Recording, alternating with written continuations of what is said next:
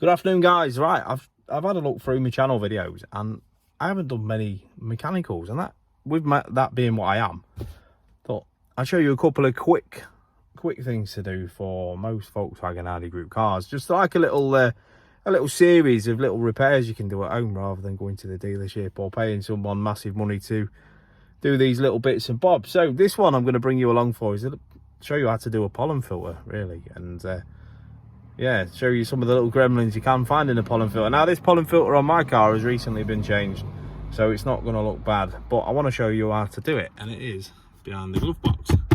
So let's have a go. So hopefully you guys can see me. Hello, there we go.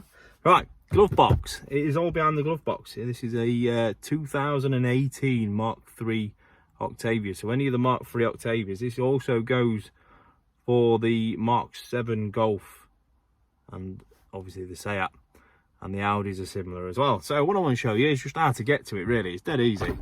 Pop the glove box open. Some of you may have a service book, and then all you've got is a little piston that I'll show you. There's two tabs here. You don't really do a lot with. You just pull your glove box down and they come out of the way, essentially like that. And the piston, I'll get it out, is like that. So this bit sits in the glove box in the little twisty hole, and then all that does is go in and out, and that enables your soft close on your glove box.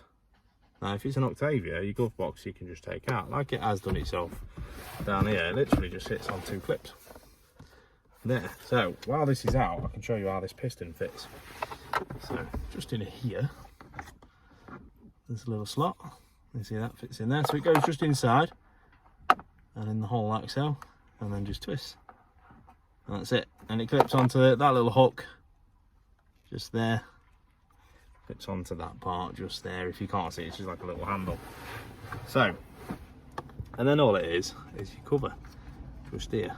Now if I take that off, you'll be able to see it. So these are only little 3 tabs,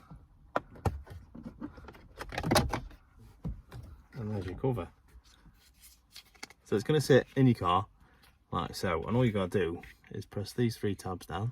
So little tabs, no tools required, just 3 tabs, pop them down, and this will slide forward, and they presto, you pull your pollen filter out. Like I say, it's just been replaced, so it is a clean pollen filter, but this is going to catch all the nasties that you're going to find outside, obviously filtering the air on the inside. Now on these, they do have an arrow and an airflow, so that is the best way to put it, is obviously the correct airflow for your car, and that is it. Literally it just shoves in like so, clips in like that, and then all we're going to do is put the glove box the right way around, piston in,